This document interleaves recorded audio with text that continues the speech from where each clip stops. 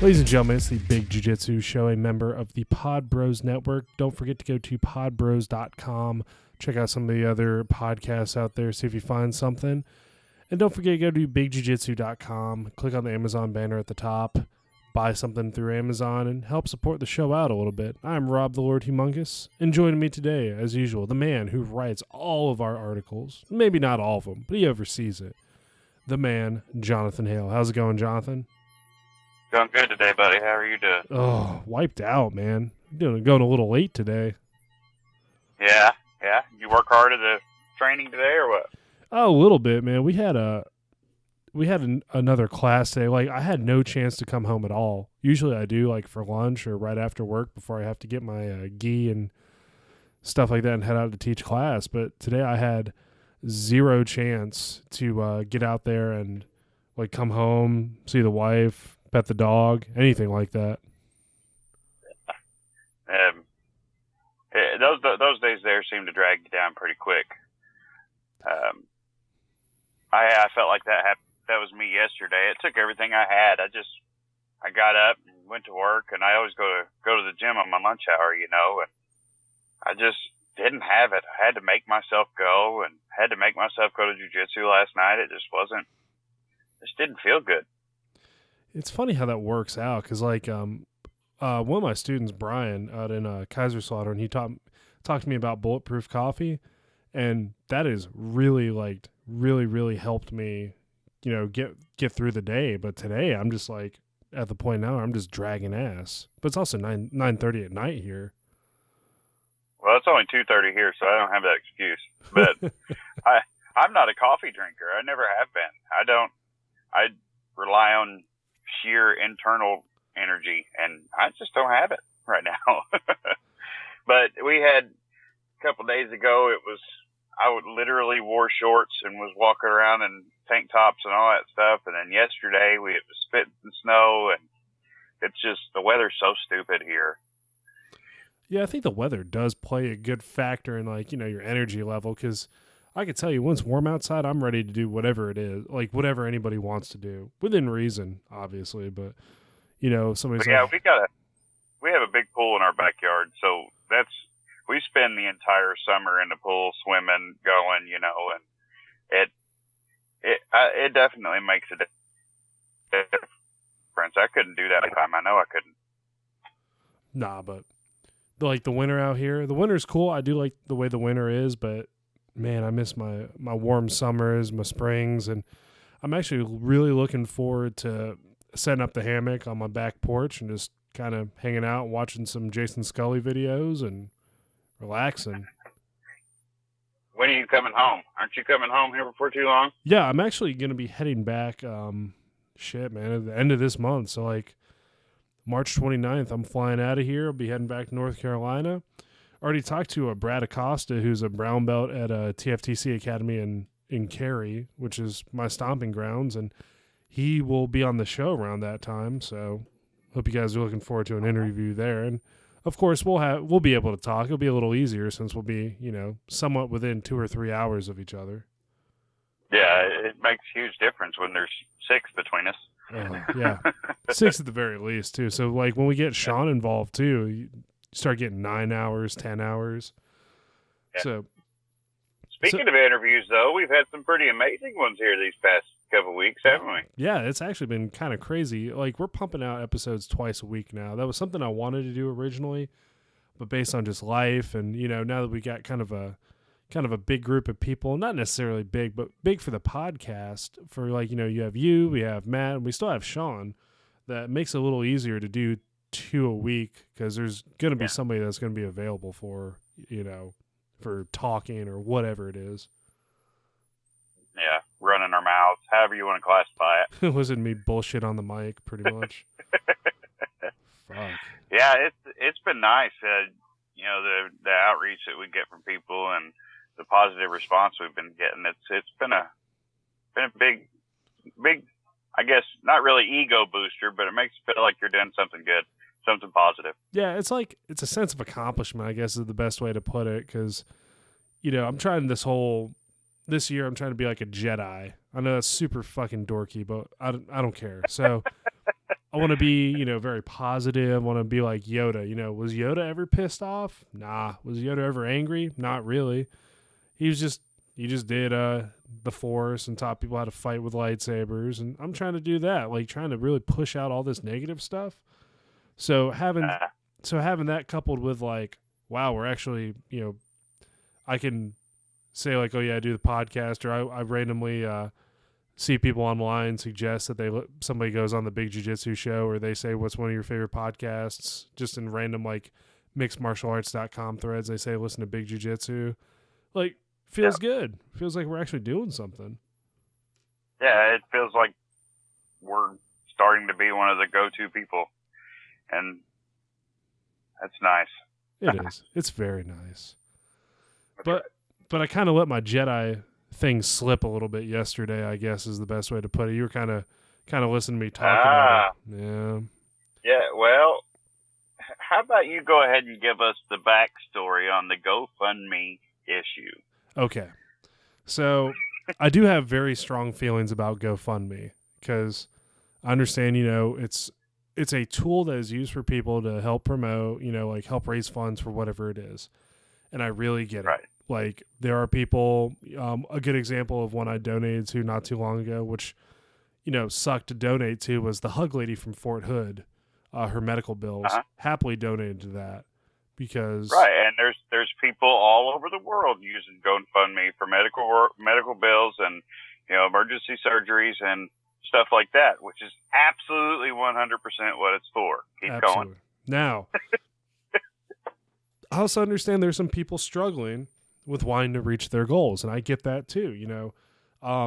Good friend of the podcast, the guys from Jiu-Jitsu After Dark, the main host, he had some, I guess, some troubling times, down on his luck a little bit. And the Big Jiu-Jitsu show, we threw him some money to a GoFundMe account that was set up for him to help him train because he's such a positive member of the Jiu-Jitsu community. I don't give a shit what anybody says. That guy. Yeah, and also he's not a brand new jiu-jitsu person either. He's a brown belt and he's been doing jiu-jitsu and dedicated a lot of his life to helping people do jiu-jitsu, not only himself. Absolutely. And of course, like, he's a very stand-up guy. And of course, I always get excited when I get like a private message from him because I'm like, oh, he's messaging me. He's really cool. And he'll also be on the show on Saturday night for our BJJ roundtable. So keep your eyes open for that. However, I came across a GoFundMe for somebody's daughter, and we're not going to drop names, but absolutely not, absolutely not. And what got me was not the fact that they were asking for money to help pay for a tournament. I've been there before, like I've had to clean mats to pay for jiu-jitsu. Like it happens. I've had to teach women's kickboxing classes to teach jiu-jitsu or to train jiu-jitsu at an academy. Like it's not uncommon. And you've heard of Grace Gundrum. She's the little, I think she's 12 or 13-year-old little girl who fights for EBI. She fought the last two EBIs and absolutely stomped ass in both of those. And that's how she got to the very first one, was with a GoFundMe account. Yeah. Which she earned it. I mean, she got there, she put on a show and she did what she said she was going to do. There was another one, I think it was Riley Breedlove, but I'm not 100% sure. There was another young lady that asked for some help to get to Worlds, and she went there and actually won. So that is completely cool. That's, another thing that people can do. And it's a good way to build sponsorship, to be honest with you. Absolutely. I agree with that 100%. However, let's get into the however of this shit. If your GoFundMe is asking for like travel to Worlds for your daughter, cool, I get it. That's like one thing. But if it's asking for 2 private lessons a month, registration for 6 different tournaments in a season, and I'm trying to think what else, like the flight for her, I get the flight for her, that's fine. I'm not paying for that shit, and I'm gonna let my opinion be known, because you're pretty much right. Like, I hate to say it, but like, I've dealt with parents in not just Brazilian Jiu-Jitsu. I've dealt with Taekwondo, I've dealt with them in wrestling, I've dealt with them in various other forms. And like they do mean the best for their kid, but at the same time, it's not the internet's responsibility to pay for every facet of your kid's training at all. And to get selfish, and to bluntly state, 2 private lessons a month. I can't even afford 2 private lessons a month, and I have a full-time job, and my wife has a full-time job, and I can't really afford it. So why would I pay for some stranger's kid to do, or even pitch in to help some stranger's kid take 2 private lessons a month and airfare? No, well, here's the thing. Like, her daughter is doing an awesome job. But at the same time, when I asked, like, why should we donate to it, all I got met with was, like, I got called a prick, all this other shit. But that doesn't matter. There wasn't anything like, hey, we're struggling. Like, I get that. I'd be more inclined to throw something to you as opposed to... be honest. Not, I want my daughter to start making money at jiu-jitsu, and I want her to have all these luxuries. That's not what it's about. No, absolutely not. Like, it was... She said, like, this is the experience she deserves, and she desires and deserves. There's a lot of experiences people desire and deserve. And I'm sorry, but our job as the community is not to bail out, or not even bail out. It's not for us to pay everybody's way to get there. That's just the way it is. But we'll support you, but we're not going to pay for it. There was a very particular word there that you used in that conversation, panhandling. That's all it is. It ain't any different than somebody sitting on the side of the road asking for money, to travel around the world. Or travel wherever it is they're going. That's panhandling. That's not respectable at all. No. And I mean, granted, I'm actually running into it less and less, which is good. I mean, I've seen people who are like, hey, I'm a college student, blah, blah, blah. I need $200 for a gi. Like, part of me wants to be like, suck it the fuck up. Yeah. I've, like, don't drink a case of beer this whole month and you will be able to afford a gi of some sort.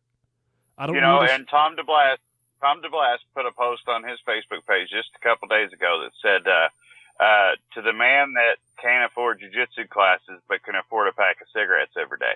Yep, absolutely. You're exactly gonna go out. What you're saying. Yeah, you're gonna go out partying. I promise you that. Like, I've been in college too. You're gonna go out partying. And honestly, the first gi I ever owned was I paid like what, $40 or $50 for. It's still in my closet.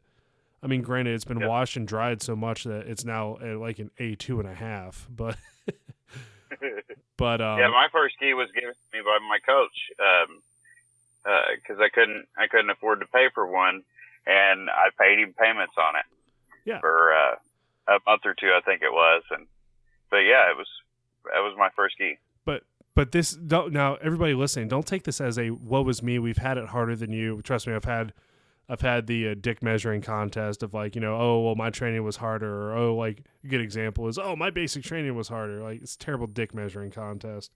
But but the point is, there are if jiu-jitsu really does mean that much to you, and there are some people out there who are fighting to train, there's ways to do it, and I understand that, and you'll find a way. I promise you. Like, if you really love jiu-jitsu, you're going to find a way to make it work. And that does not include... I'm sorry, go ahead. But if you really want your daughter or child or anyone like that to get extra training, it doesn't have to be with a private lesson with someone. It can be done at home in some way, shape, or form to get your drilling down. You don't have to, panhandle, as you said, to get the extra private lesson. But it's really harshing on my jiu-jitsu Jedi vibe right now, but fuck. Calm down, Yoda. Yeah, I know, man. Like, I need to just take it easy a little bit, like, but that's just me,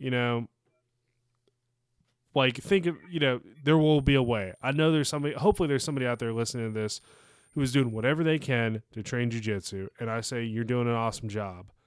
And Yeah. you know, actually, we would even love to hear your story. What are you doing to sacrifice to do jiu-jitsu? Send us a message. We'd like to have you on the show, honestly. Like, I'd love to hear it. And that's not we're going to put you on blast. We'd love to hear what you're doing, because that's like you get the warm fuzzies seeing those motivational videos. Why can't we have this on the podcast too? Well, yeah, we're still dedicated to the everyday person. We're not all about, oh, he's a black belt, he's a world champion. And, those people are badass and we'd love to have them on the show, but we're still, based off of the everyday person and the struggles that go with, trying to raise a family, do jiu-jitsu, do whatever, work a full-time job. Everybody has that. It's very rare that someone really gets to do jiu-jitsu for a living. Yeah, but if you're trying to make it happen, I'd love to hear about it, because that's the shit that gets me motivated. Like Jorge Valladares, he was talking about selling his car, or Jorge Valladares. Oh, I'm sorry, I'm getting all my names confused. Talking about selling his car. He did that to help pay for bills so he can keep training. That's a guy that, that's a dude right there. That's a badass. Yeah. Dedication. Damn right. So how has your training been going? Now we could talk about something a little more positive. What have you been? I know we talked a little bit about class coming up when I was driving out to Kaiserslautern yesterday. Well, actually, I had a really, really, really good time this last weekend. I went to Kyle Watson's. We had you interviewed him not too long ago. Yeah. I went over to his school for a Jonathon seminar. Did some really badass side control stuff, and I had such a good time. 3 hours of solid jiu-jitsu, rolling with people I've never rolled before. Besides my coach's instructor, I was the only one from our team there, and that's one of my favorite parts about, our community, is that I was the only person. I'm a blue belt. I'm not anybody. I walked in, I got my gi on, put my belt on, and this slew of people come over and sat around me and was talking to me. Josh McKinney was one of them. We had him on the other day. And, I had this guy said, "Hey buddy, I don't have a partner, you want to be my partner today," so to be welcomed into a school that's not even, not even my affiliation, but just to be welcomed in like I'm part of the family. And it was just such a good time. I learned so much. I really enjoyed it. No, that's amazing. That's what I love about jiu-jitsu. Like, if you have a real good school, not even like technically, just a good school with good people, and you show up, it's not scary to go in there and just talk to these people and learn about them, and they're going to welcome you on the mats, which is great. I mean, you don't really see that in other sports. No, not at all. And usually most times if you go to these other places, they treat you like crap. And it's not like that with jiu-jitsu, and that's amazing. Yeah, love it. Absolutely love it. But I'm actually really excited. Like I said, got that trip coming up here at the end of the month, watching my good friend Brian get married. And I get to pretty much train for a couple weeks. And then on top of that, I get to go to a school out in Arizona again for the Army. And pretty much for 2 months, I'm going to be right there next to my school, to Shoot Box. So when's that going on? When is that happening? As soon as I get word, I get to do it. But it's a 2-month class, and maybe I'm kind of giving it away that, I'm excited about the class, but I'm more excited that I get to kind of treat it like almost like a training camp, I guess, is for lack of a better word. Yes, I have to focus on my schooling, but the only person I'm really responsible for out there is going to be me. Yeah. So that's. What about what's going to happen with your guys over there? Well, the good news is, for at least the Wiesbaden school, Steve, who's a judo brown belt and an awesome guy to roll. Now, he's also like one of those like crazy judo guys, because judo doesn't attack legs at all, right? Yeah. Well, I have to watch out for knee bars with this guy. Yeah. So it's awesome. I love rolling with Steve. He's an awesome dude, and he's also very technically sound. He teaches me judo, and I try to teach him like new stuff from jiu-jitsu since it's very similar. And awesome. So I'm hopefully crossing my fingers he'll cover down for me. Yeah. Kaiserslautern, don't know. I need to talk to them about that, but I'm sure they'll figure something out, or something will be in place. I don't even mind writing lesson plans for 2 months. I could do that too. But thankfully, JT, he's one of the new guys who came in. He's a blue belt. He's a very solid blue belt. Got a little bit of rust on him, but that's new. He hasn't trained in a year. So, yeah. But it'll work. Both places have tough people, and they like to work. So I'm not really too concerned about them, like with that. But around that time, Andre might show up. So kind of switch places and let Andre, show him something, I guess. Yeah. Little news from our school. Everybody, for those people out there that say I'm too old for jiu-jitsu, or I need to get in shape to do jiu-jitsu. I hate that excuse. God, that one drives me crazy. But we have a student in our school that just received his blue belt this past Sunday, and he's, I think, 52 years old. He's been doing jiu-jitsu with us for right at 2 years, and he's worked his old butt off. Now I'm telling you, he's got in there and fought with us young pups, and he's really earned it. And so if you have that excuse that I'm too old, or I'm too fat, or I'm too damn lazy and can't get off the couch, shut up. Those excuses don't work. Not with jiu-jitsu. You cannot prepare yourself for jiu-jitsu. So that you say is just an excuse. It but is. To give him a shout out, his name's Lynn Bradley. He's a local guy around here, and just very proud of him. He's really worked his butt off. Hell yeah, that sounds awesome. Well, good job to him. Because blue belt's tough, but getting in there with the young guys and giving them a fight, that can be a little tough as well. So yeah, just earning your blue belt is hard enough, but whenever I'm almost 20 years younger than he is, and he gets out there and he kicks my ass. Now he's tough, man, and he's solid. He did wrestling back when he was in his younger years, and he's just very solid. He's a hell of an artist, and it's really, I love getting people like that, that we can say, look what he's done. What's your excuse? Absolutely. Like, there's a lot of great stories about people accomplishing stuff in jiu-jitsu. And yeah, we have people that are writing for us on our blog site now, giving us their stories about what they've been through. Diego Gonzalez, he's lost a shitload of weight, and that's just one of them. There's so many more stories out there that people that either they don't have a way to share, or they just haven't shared yet. And it's really cool.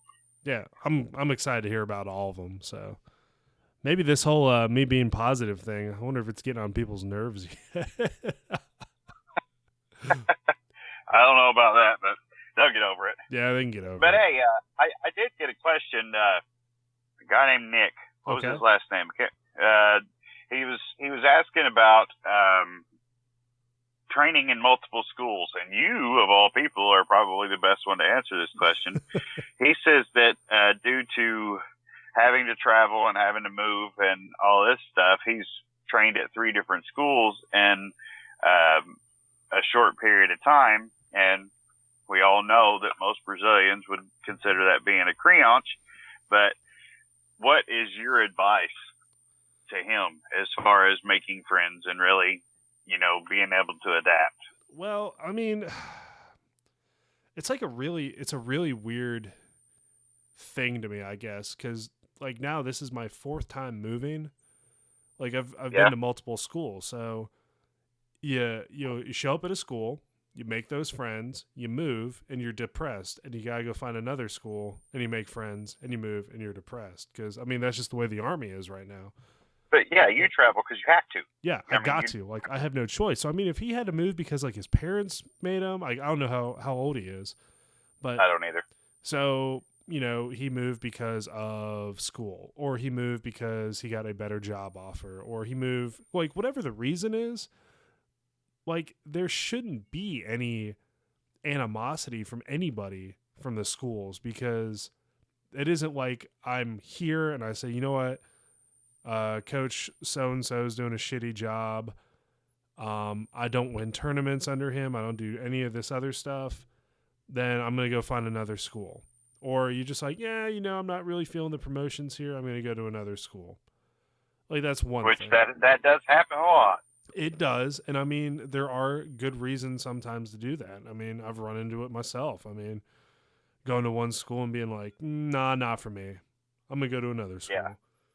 But the best way to deal with it is you got to go out there and not be afraid to, like, the way I see it is when you go in there, they're going to try to prove something. You're the new guy.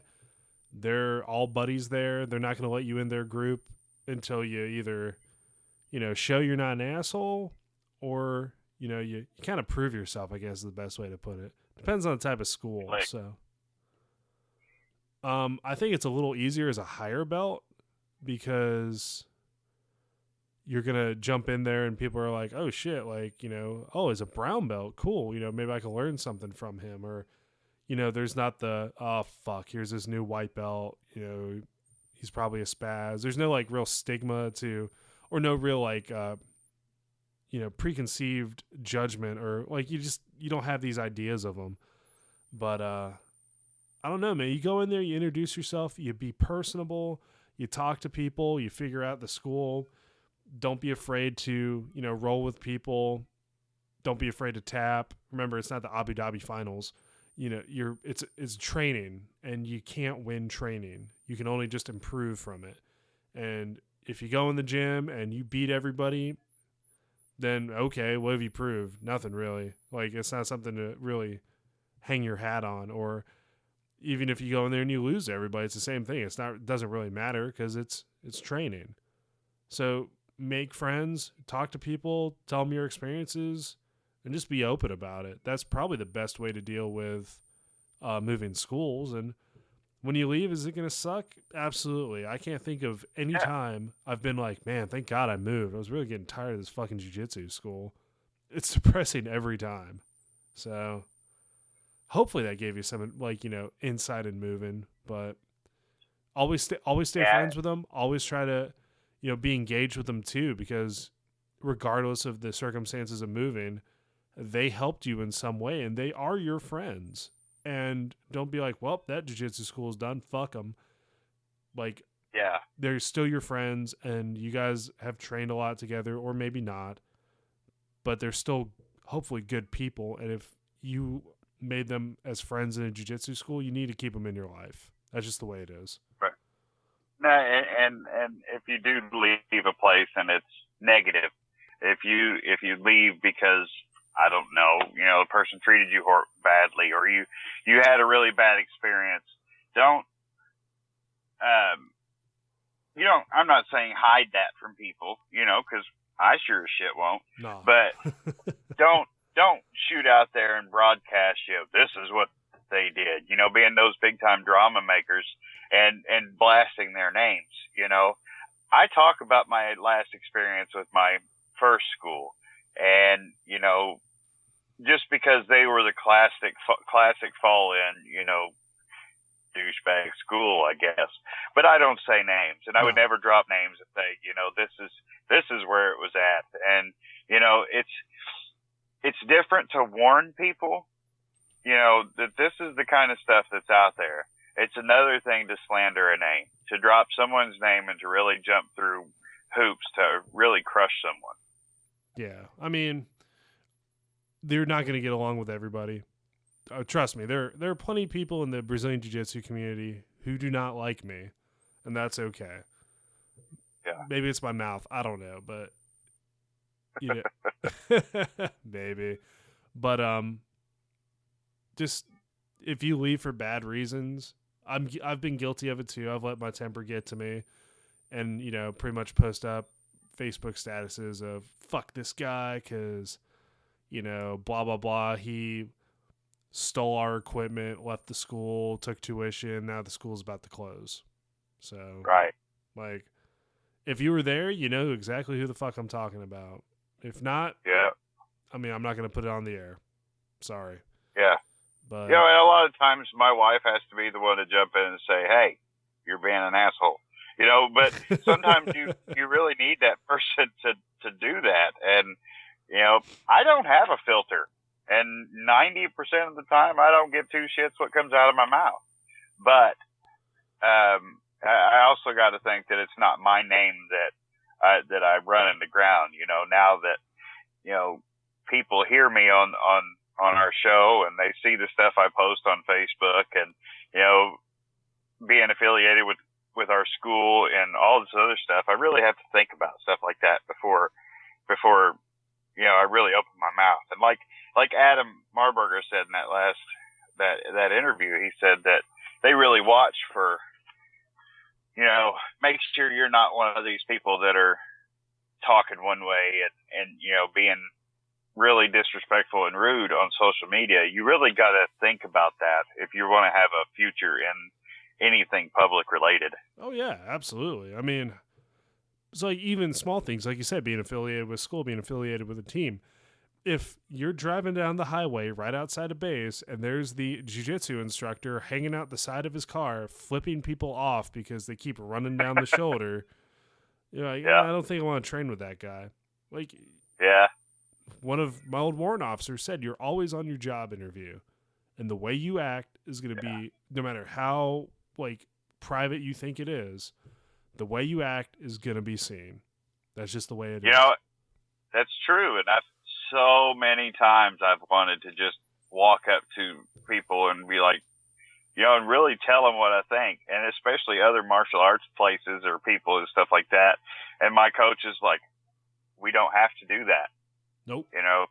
We train the way we train, and let them train how they want. People will see it, but we train the way we train, and just leave it at that. And it's not really worth the extra effort to go through and ruin people. Yep, absolutely. I mean, for example, there is a individual out there who was on the BJJ subreddit, and I guess he's kind of not even a well-known name, but he has ties to people.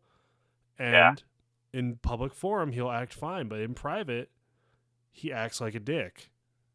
And it finally got out how he was acting. So, and there was a lot of backlash to it. I'm pretty sure that happened with a lot of big names in jiu-jitsu over the last year or two. Yeah, absolutely. Oh shit, yeah, we could talk. We go on for days about that. We could very well. But it's disappointing. It's kind of part of it, though, accusations and stuff like that. But there is truth to a lot of it. And if you live a certain way, if you live like a party lifestyle and you go out there and you're supposed to be this professional teacher, but in secret you're an alcoholic whenever you're at home and cussing and being. Hey. I'm not saying. If that is the kind of person you are and people see that, then a rumor does float. A rumor does come out. It's going to be more likely that somebody's going to believe it. But if you live a professional lifestyle, where you're kind and respectful to others, and and then a rumor like this kind of comes out, then people are going to be less apt to believe it. I mean, have you ever heard of? I haven't, but have you ever heard a rumor of Marcelo Garcia or, Andre Galvo or anything like that? I mean, I've not ever heard anything. I heard they're pretty bad dudes. Yeah, well, other than that, yeah. There you go. their reputation definitely precedes them, but yeah, they live that lifestyle. They live a positive, really willing lifestyle to help people and really show a positive look for jiu-jitsu. So, and it's kind of, I think that kind of has to be what we as martial artists stand for. If we stand for being bullies or party animals or whatever, then it could get really bad for us. I mean, I could stand for being a party animal, don't get me wrong, but like my party animal type stuff is more of I'm gonna drink this 6-pack and play Mortal Kombat online. I mean, that's really about it for me. I mean, that's hardcore, Rob. I don't know if I could associate myself with you on that. I did go to a wine festival once. That's pretty hardcore, right? Man, did you have did you wear a bib and have a designated driver? No, well, we walked because thankfully it was far enough away, or close enough. I mean, but no, we had wine. We took Chelsea. We had wine. We drank and had a good time, and I had a bratwurst, and yeah, it was awesome. It was wine fest. Yeah. Also sometimes I like planting. I like planting things like vegetables. I have a mint plant. That's partying right there for me. That's living the hardcore. It is, man. Like, I like musicals. Let's just go through it. Why not? I'm laying it all out on the line here. I like musicals. They're awesome. They tell a story and hit emotions every time. So, woo! Yeah. It's real thrilling. There you go. I've gotten even more hate in the BJJ community. That weird guy at the podcast who likes listening to Jesus Christ Superstar. I mean, whatever. Oh, wait, you're going to get a message on your Facebook page saying, "Hey, do you sell any of that mint?" Yeah, why not? I mean, I'll tell you how to keep it alive, but whatever. That's how I roll. I will help you with your mint plant. If you have problems with your mint plant, I will help you out because it's good for all sorts of things. That's what we do here at the Big Jiu-Jitsu Show. We support all sorts of gardening and wine festivals. Absolutely. Pretty soon, I'm probably going to start wearing a sweater over my shoulders. Take it off and fold the fucking arms over my shoulders and call you Mr. Rogers. Yeah, I'll take it. The happiest guy in jiu-jitsu. That's what I want. Or the most cynical. I don't know what makes for a better podcast. If I'm just happy or I'm just fucking shitty all the time, just angry at everything. God. Oh, man. It's a good life, though. I mean, we it could be a lot worse. It could. It really could. I could be, I don't know, not doing jiu-jitsu since we're a jiu-jitsu podcast. So we'll just say that a shitty life is not doing jiu-jitsu. We'll just keep repeating it. Did you see that picture? Here, just get it off on. Did you see that picture I posted up on Facebook from a share? Like, they go, oh, look at the memories you had. Because some of them are just painful and you have to look at like, oh, fuck, what happened? And then some of them are kind of cool you forgot about. Yeah. Did you see the one I posted up about the Cobra Kai gi that I saw in Las Vegas? No, I didn't. Yeah, so Planet Hollywood in Vegas, I was out there for work, and they had I was eating at Planet Hollywood, and they had a Cobra Kai gi in the restaurant, so of course I had to take a picture of it. No, I missed it, I guess. I've not really been on Facebook today. I got this stupid thing. It's work. Fucking work, man. I swear. It kind of gets in the way of my Facebook browsing every once in a while, but no, that'd be cool as hell. Oh, it was awesome. Oh, and then there was like another picture of Apollo Creed shorts from Rocky IV. Oh, yes, I did see that. Yes. I did see that. Awesome stuff. I would wear it. I want one of those, the gi that, what's his name? Shit. The joke guy, Master Ken. Oh yeah, the sleeveless gi that he's got. Yeah, I'd like to have one of his signed just to add to my collection. I think that would be cool as hell. Dude, I would love to have him on the show, but fuck, we need to get him on here somehow. Him and Renato the Range. I don't know if I'd like to get them both on the same show. Okay, I could do the same show because I'm probably the only guy who's going to say this, but Hanato do not find funny at all. No, I don't either. But I just don't. Think I think if we could get Master Ken and him on here at the same time, I think it would be pretty epic.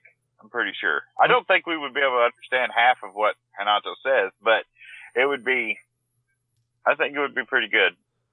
It'd be entertaining, that's for sure. I'd love to hear the arguments, but I mean, so I'm going to what's up, Mr. Ken now. I'm going to reach out to him and say, will you please come on the show? And so anybody that's out there can send him a message and say, you need to go on Big Jiu-Jitsu show.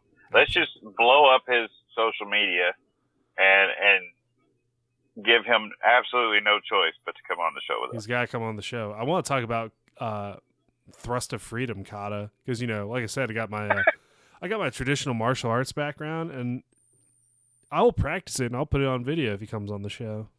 I will do it. That's right. I'll throw my old I'll throw on my old Taekwondo belt. I won't throw on my old uniform so I don't embarrass whatever organization I used to be a part of. So yeah, see? Positive, right? The patty cake hand drill. We'll do that with that's right. Positive. So before we head out, Jonathan, is there you just recently posted an article, another one, right? It's actually been getting a lot of attention. What was that article about that you did? It was about parenting, right? Oh, yeah, about the I don't have time parents. Or we don't have time to do jiu-jitsu parents. Now, I'm a big supporter in sports and, to get your kid off their asses outside and do something, but, normal sports, basketball, baseball, hockey, I don't know, soccer, badminton, I don't give a shit. They don't really have a year-round feel, but jiu-jitsu does. We can do it and like I said earlier, we can go places and do it. I went to Kyle Watson. You're in Germany right now doing jiu-jitsu. You've been all over the United States doing it. Yeah. You can't do that with traditional sports. And a lot of times these kids are spreading them time of the year. Got baseball this time of the year, got soccer in the summer and fall. And, these parents complain about, oh, my day is so full. I've got so much to do. I got to get little Tommy to basketball practice and little Sarah to ballet practice and blah, blah, blah, blah, blah, blah, blah. And that's always their excuse is we don't have time for jiu-jitsu. First off, your kid is statistically not going to be good enough to make it to pros. There are kids out there that are just absolutely phenomenal, and they need to keep doing what they do. I'm not saying that not everybody can be, that people can't be groomed to be great, because that's, right. It happens. Somebody has to, but we all know that we have those naturally talented kids that just blow up in certain sports. Right. Right? We have that in jiu-jitsu too. People are scared of martial arts in general. People are scared of, but people are scared of jiu-jitsu just because they think, oh, I don't want to teach my kid how to punch and kick and, hurt people and blah, blah, blah. You guys have no idea how much restraint that jiu-jitsu teaches a child. It doesn't teach us to just go out and break people's arms just because we can. It also teaches us to stop. When that person says, ow, tap, or whatever they got to say, that teaches us control, self-control. Doesn't matter how mad you are. It still stops. But, and I have family that plays basketball. That's a lot more violent than jiu-jitsu is. You're bouncing around the court, you're running into people's getting whatever, and that's still only just part of the year. You have basketball. Then you're going to completely change your focus and add it to baseball. So here your kid is, switching from basketball to baseball, completely changing the entire way their day's constructed. And still the one thing that suffers throughout all of it is school. And now say your kid's schooling gets bad. He's failing math. You can't pull him out of that sport to let him focus on his schoolwork to really get caught up and get things fixed. Because if you do, he's either off the team or he's going to be pushed to the back burner. Yep. Jiu-jitsu's not like that. If you need to stop and say, hey, I got to get my kid caught up on schoolwork, almost every single jiu-jitsu instructor will say, absolutely, you go ahead and do that. We'll be here when you get back. I can't think of any other sport that's like that, you know? So priorities, yes, your kid needs to be active, but don't close your mind off, you know, and think, well, my kid's going to be a professional baseball player someday.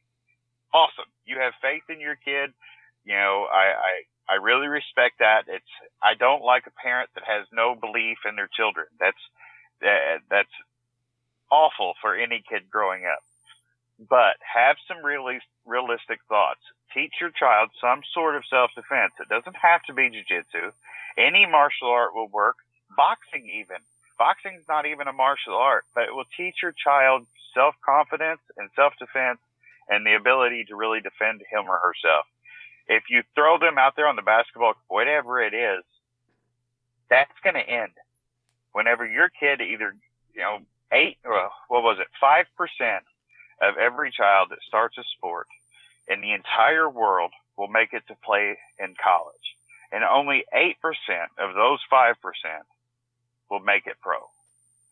So wow. four out of every 1,000 people. I looked this up. This is numbers that I looked up over the national, records and all that stuff.